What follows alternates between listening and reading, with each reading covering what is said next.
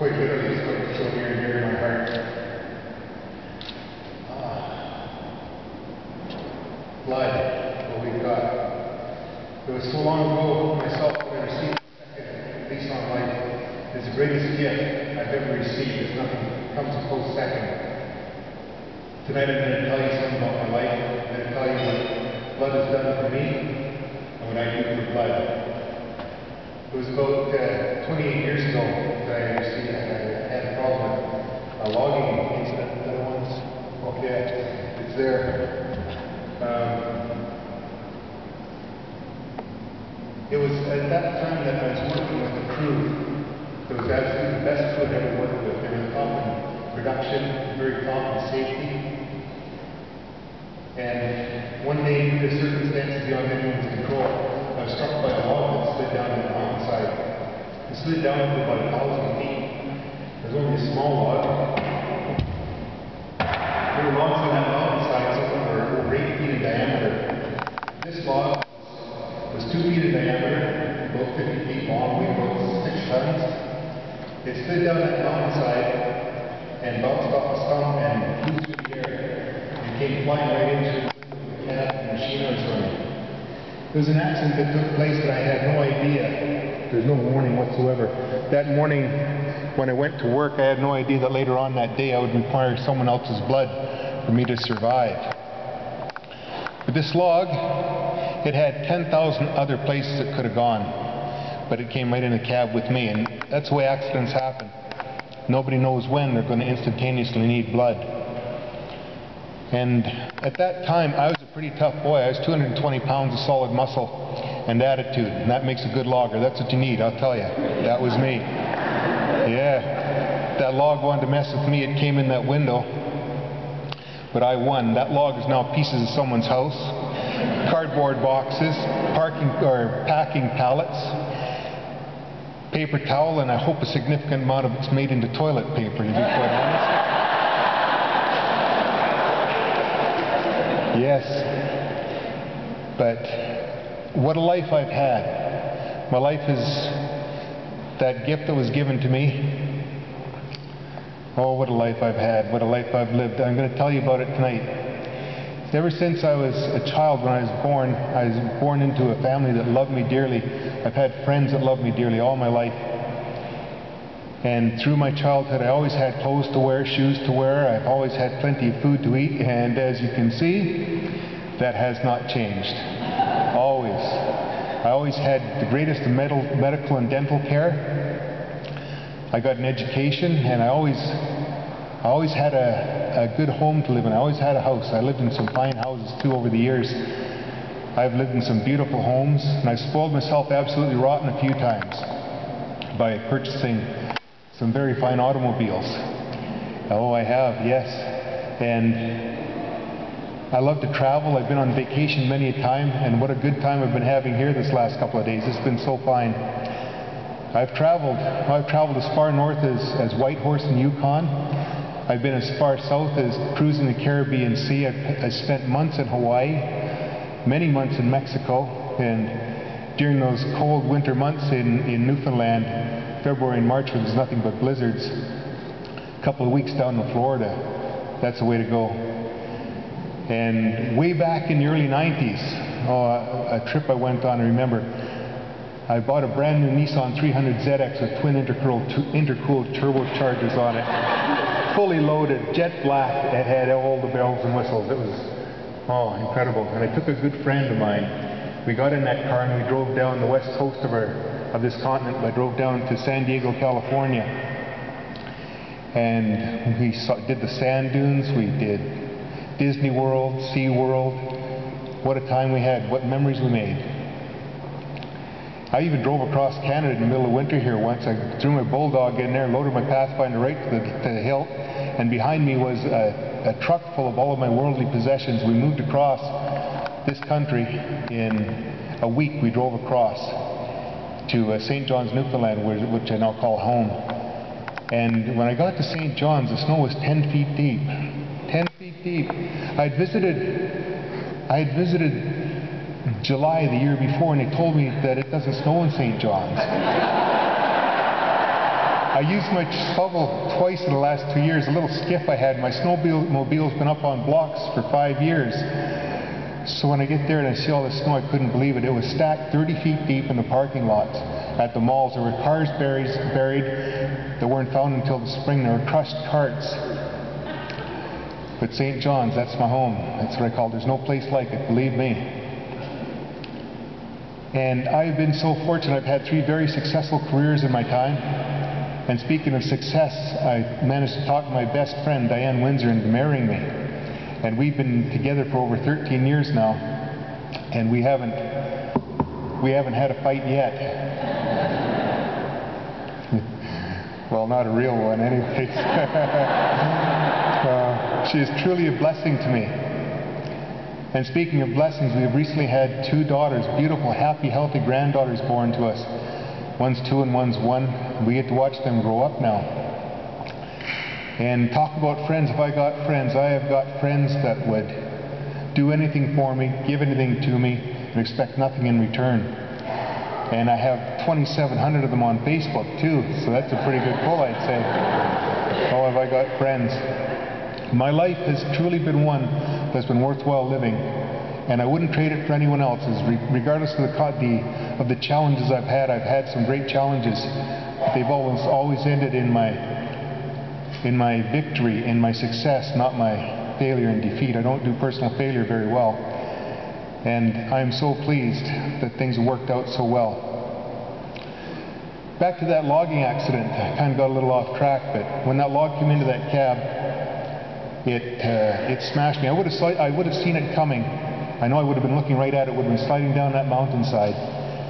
And the crew tells me that when it hit the cab, when it came in there, it looked like a bomb went off. There was pieces of the cab flew for over 200 feet. It came in there and it smashed me. It smashed me in the head so badly it split my scalp wide open and gave me a head injury that put me into a coma for a month and a half. I woke up in the acute spinal cord unit just in time to celebrate Christmas.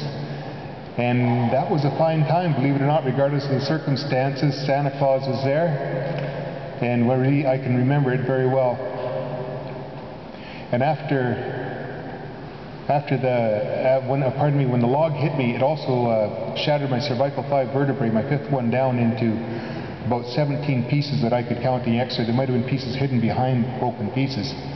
But those pieces of bone chewed up my spinal cord, which rendered me a quadriplegic.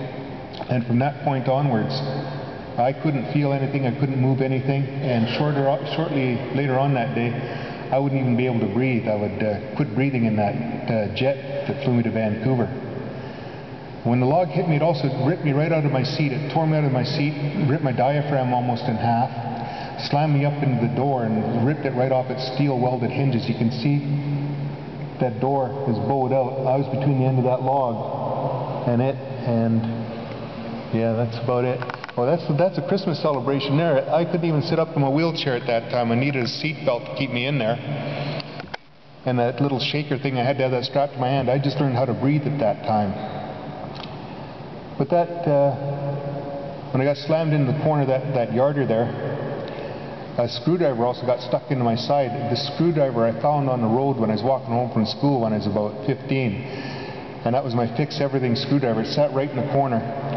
And that got stuck into my side and took out one of my kidneys. So I guess my little story of bliss is turning into a tale of woe and tragedy, but I'm not here to talk about tragedy. The only tragedy that would have been happened that day is if I would have died and not lived this past 28 years, which have been so rewarding for me. Oh my. What I'm here to talk to you about tonight is my heroes. And I have so many heroes that I'd love to tell you about. But the most important ones were the men and the women that donated that blood, the plasma, platelets that I needed that day. Without their kind and generous contributions, I would not be here before you today. And I am so grateful. So after I had this accident, I was put into the acute spinal cord unit for 3 months and 1 week. And after that, I was moved over to GF Strong Rehabilitation Center. Some of you may have heard of it. It's a miracle place. In that place, I had so many heroes. And there's a few I have to tell you about. But there's the blood donors were my number one heroes, my friends and family that did anything and everything for me when I could do absolutely nothing for myself. They visited me often. They took me out to see the Christmas lights, shopping, out for meals. And they'd even clip my fingernails for me. I'm telling you, I could do nothing at all. So my friends, my family, my crew, and the first aid attendant that took care of me on site, they were so wise not to move my freshly shattered body. Had they done that, they could have done so much damage to my spinal cord. Instead of me standing here before you today, waving to people I know, I could be sitting in a wheelchair with a sip and puff mechanism, with my hands and legs strapped down. 2 sips is forward, 1 is left, right. And I could have a ventilator hose in my throat, and I'd be standing here waiting for that ventilator to pump my lungs full of air, that 4-second wait before I could finish the last few.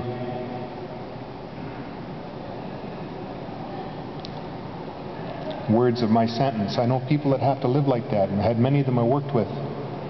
So I am truly blessed. My crew is my heroes. At the acute spinal cord unit, there were the doctors, the surgeons, with their great knowledge and skilled hands that put the life into me. At GS Strong, there's little Ricky. He was my number one hero. He'd come in the morning, every morning he'd come into our room, and he'd whip the blankets back off me. He'd scrub me from head to toe, jumping around, hyper and happy. I always had a joke to do, and little Ricky, he taught me how to brush my teeth, how to wash my face, my body, shave my face. And little Ricky taught me how to use toilet paper, so believe me, Ricky was my hero. He was Ricky. After Ricky was done with me, Larry Bowen, he was my gymnast. He came into the room, and every morning Larry was there. Larry taught me how to put my clothes on, my socks, my shoes, my shorts, my pants, my shirt, everything. He did that all. Every morning he'd stand there and he'd show me how it's done, then he'd sit over there and he'd flick through a magazine like he's reading it. But he was there making sure it didn't fall off the bed. And I remember one day, it must have been a Monday morning, because I'm telling you, I got my shorts on, but those socks, I couldn't get them on. I was working at those socks. I was so frustrated. And it was so hot, there was sweat rolling down my forehead and off my nose and my chin. I'm telling you, I was putting it out, and there were beads of sweat rolling down my back. I know there was. I was soaked because I tried to put my shirt on. It was stuck to me. But I got it all on. And when Larry left the room that morning, my roommate, he used to sit there. He was a quadriplegic as well. He'd sit there waiting for someone to come and dress him every morning. He'd sit there smoking cigarettes and listening to his Walkman. And after Larry walked out of the room that morning, he said, "Why do you let him do that to you?" Well, I don't want someone to have to dress me for the rest of my life, I said. And we never spoke about that again. That was it. I do everything for myself. I'm totally independent. After Larry dressed me, or got me dressed in the mornings, I'd go down and have my breakfast, and I'd be into his gym class. And Larry Bowen is my hero, because he taught me how to use a wheelchair, how to transfer in and out of a wheelchair, how to do wheelies. Larry Bowen taught me how to stand and walk between parallel bars. He taught me my first steps. And within the next few months, he taught me how to walk with forearm crutches and a brace. And when I walked out of his gymnasium for the last time, 4 months later, I hope Larry Bowen felt at least half as proud as I think he should have, because he is my hero. A little later on in the day, after pulley class, I'm telling you, those pulleys, I tried to pull that wall down every day. I worked those pulleys. I worked my full program every day, a full 8-hour day, 5 days a week. Many of the other patients there, they only had a 1-hour, 2-hour program, and they'd sleep through it, blame it on their Valium that was putting them to sleep. I know many were like that. That wasn't my trip at all. I had this opportunity. I was going to take advantage of it and get out of there as quick as possible. So after the pulleys were done, I went to see my physiotherapist, and you may have heard of her. I know you've heard of her husband. Her husband's name is Rick Hansen, the Man in Motion World Tour wheelchair. Well, Amanda Hansen, I believe she is responsible for putting Rick Hansen around this world, because I know what she's made out of. She used to have the words that I needed to hear. She had the power to make me do what I had to do, get 100% out of me every day. And believe me, me and my hamstrings will never forget Amanda Hansen. Wow. One more I must give credit to is Judita. Judita, I forget Judita's last name. She was my occupational therapist. She was when she first started working with me, my hands didn't work as well as a 1-year-old child's hands. I had absolutely no dexterity whatsoever. I just learned how to breathe, and I couldn't even push a wheelchair. But she taught me how to scrub windows, mirrors, toilets, bathtubs, floors. She taught me how to make stuffed pork chops. She taught me how to wash dishes, how to clean a kitchen. She taught me how to push a shopping cart, take things off the shelves and put them into the carts without dropping them. She taught me how to handle my wallet at the till. And Judita is my hero. She was it. She knew what she was doing. So after 4 months and 1 week, I was discharged from GS Strong, so that was 7.5 months total for a quadriplegic that couldn't even breathe 7 months before. And I moved to my new home in Nanaimo, and my sister lived close by. She was close by. She was very helpful for the first year. And I hired a house cleaner to help me out for the first year as well. During this first 5 years, every day I worked out, I stretched, I pumped iron. I worked it like you've never seen anyone work it. I did it every day, unless I was sick or I'd fallen and hurt myself too badly and I needed to heal up. That happened a few times. I remember one day I was walking, I was still on the forearm crutches at this time, and I felt some spunky. It was a beautiful sunny day and the pavement was clear. I thought, I'm going to try running. You're right. I'll tell you, I did 6 of the quickest steps you'll ever see.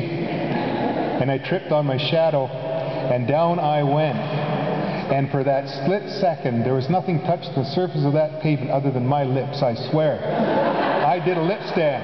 That was it. That should have been caught on film, because I'm so glad I didn't do it again. But I got up. I've fallen, in all of the time that I was learning to walk, I fell no less than 7,000 times. I fell down. I did. And I'd get up and brush myself off. With a spinal cord injury, what happens is when you receive trauma, it sends signals up to your brain, and when it hits that lesion, the break there, it sends motor signals back down. It's a short circuit. So I go into spasm when I fall. It just takes me a few moments to get it back together, stand up, and I carried on.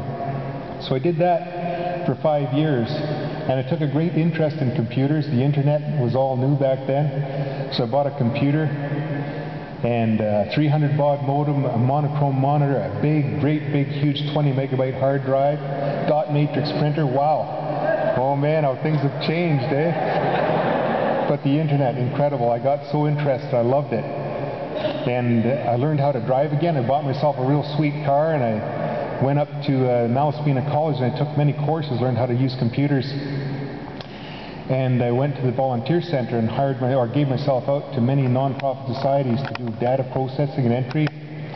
And I ended up sitting on the boards of directors. I got well known, and before you know it, I was once again back in the paid workforce, where I've been for the past 23 years. I've had many successful careers, 3 successful careers. I might have already said that. But as of recently, since I've been in St. John's, I worked with the developmentally disabled men, and I've done several different kinds of work with them. Up until recently, that has pretty well dried up. I haven't had an opportunity to do it. So for the last 1.5 years, I have been a house husband, and I am really good at that. I can shop, I can cook, I can clean, I take care of the yard, take care of the dogs, everything. I do it all. And every Monday morning, you'll see me down there at Canadian Blood Services, where I donate a unit of plasma. And I speak with Dana too. We go around to organizations and we speak and inspire people to donate blood. And we are some successful. Sometimes there's buses that run out to the schools and take people in to donate. And there's nothing I could do better. I can't think of a better thing to do with my time, my life. But when I'm down there, I tell people about how good an experience it is when I go in to donate plasma. I'm greeted at the front door by a fella. His name is Bob Green. He comes racing to open those doors for me. He's an old timer. And I try to beat him there, and I get up there and push that button to open the door. And it's competition. I get in there, and Bob is such a gentleman. He always has something good, something nice to say about somebody or something, every time. He puts the shine on the blizzard that just blew me in that door. He's that kind of guy. He does, I'm telling you. He opens the final door. I go into the clinic, where I'm greeted by Helen, who gives me a big smile. No matter how busy she is, the phone to her ear. And I can't have coffee on the day that I go to donate because it puts my pulse up so high I get deferred. Coca-Cola puts me right through the roof too. They send me home. So Helen always brews up a fresh pot of coffee when I go in. God bless her heart. So I go in and I give my plasma. The ladies are all, the professionalism in that clinic, I'm telling you, they are fantastic, all of them. And so I get weighed in. I got to get weighed in every time. Blood pressure, temperature, go out, give my donation, watch TV, chat up the staff, chat up the donors. And then after a half hour, oh, I must say, when I get that needle, when they give that to me and say, make a fist, going to feel a pinch. Well, I'm telling you, when I pinch my arm, never have I felt an injection that when that needle goes in hurt as much as any pinch. It's usually a tickle, and it's often absolutely nothing. Absolutely. And so that's what I'm trying to inspire people with when people are afraid of needles. That, you know, go give it, because it's really nothing. So I donate my plasma. I go to the coffee, have my coffee, and stuff my face in my pockets my face full of cookies. And I'm out the door. Oh, those Fudgios, let me tell you. Oh. So I say goodbye to Bob, and when I leave that clinic, I think I might have just done for someone that was done for me 28 years ago. So this is a very different crowd than I usually speak to. But when I speak to people, I always try to encourage them to donate blood. To just give that precious gift, the most precious gift you could ever give, the gift of life. That 1 unit of blood might be the one that wins that person's battle with cancer. So I always close by saying, my final words are, roll up your sleeve and be someone's hero. Thank you.